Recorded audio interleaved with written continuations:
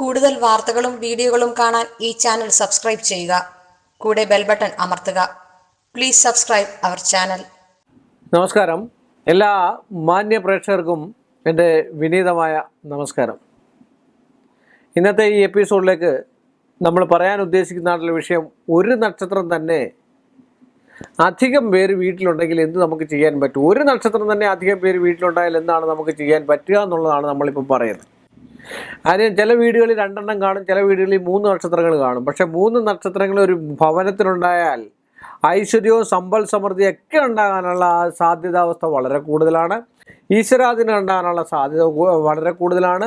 അവിടെ നമ്മൾ ഉദ്ദേശിക്കാത്തുള്ള ധനവും ഐശ്വര്യവും സമ്പൽ സമൃദ്ധിയും ഒക്കെ ഉണ്ടാകാനാണ് ഏറ്റവും കൂടുതൽ സാധ്യതയുള്ളത്. ഏത് നക്ഷത്രമാണെങ്കിലും. പിന്നെ ഒരു കാര്യം കൂടെ പറയാം, ഒരേ പ്രായക്കാരല്ലായിരിക്കണമെന്നുള്ളതൊന്ന് പ്രത്യേകം ശ്രദ്ധിക്കണം. കാരണം എന്താണെന്ന് ചോദിച്ചാൽ, ഒരേ പ്രായക്കാരായി കഴിഞ്ഞാൽ അവർക്ക് കണ്ടകശനി ചാരവശാൽ ഗ്രഹങ്ങൾ സഞ്ചരിക്കുന്നതനുസരിച്ച് വരുന്നതായിട്ടുള്ള ദശാകാല ഗുണങ്ങളിൽ മാറ്റം കാണും. അപ്പോൾ ആ ദശാകാല ഗുണങ്ങളിൽ മാറ്റം ഉണ്ടെങ്കിൽ ആ കുടുംബത്തിലും അത് വരാനുള്ള സാധ്യതാവസ്ഥ വളരെ കൂടുതലാണ്. അതുകൊണ്ട് കണ്ടകശനിയോ ഏഴരശനിയോ ഒക്കെ വരുന്നതെന്ന് പറഞ്ഞു കഴിഞ്ഞാൽ അത് ചാരവശാൽ ഗ്രഹങ്ങൾ സഞ്ചരിക്കുന്നതാണ്. മോശമായിട്ടുള്ള ദശാകാലം വരുന്ന പ്രായത്തിൻ്റെ അടിസ്ഥാനത്തിലാണ്.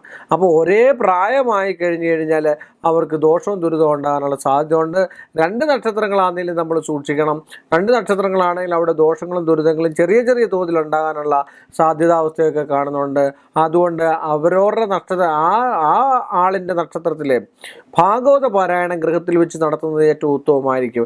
ഭാഗവത പാരായണം, ഭഗവത്ഗീത, നാരായണീയം, അതുപോലെ അഖണ്ഡനാമജപം ഇതൊക്കെ ചെയ്ത് കണ്ടു കഴിഞ്ഞാൽ അങ്ങനെയൊക്കെയുള്ള ദോഷങ്ങളൊക്കെ മാറിക്കിട്ടി ഐശ്വര്യം സമ്പൽ സമൃദ്ധി ഉണ്ടാകാനുള്ള സാധ്യതാവസ്ഥ വളരെ കൂടുതലാണ്. 3 നക്ഷത്രം ഉണ്ടെങ്കിൽ അവിടെ ഭാവിയിൽ എല്ലാ ഗുണങ്ങളും അഷ്ട ഐശ്വര്യങ്ങളും ഉണ്ടാകാനുള്ള സാധ്യതാവസ്ഥ ഉണ്ടാവും, ഒരു പ്രായത്തിലുള്ളവരല്ല എങ്കിൽ മാത്രം എന്ന് പറഞ്ഞുകൊണ്ട് ഈ എപ്പിസോഡ് ഞാനിവിടെ അവസാനിപ്പിക്കുന്നു.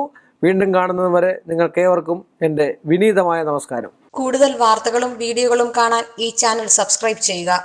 കൂടെ ബെൽ ബട്ടൺ അമർത്തുക. Please subscribe our channel.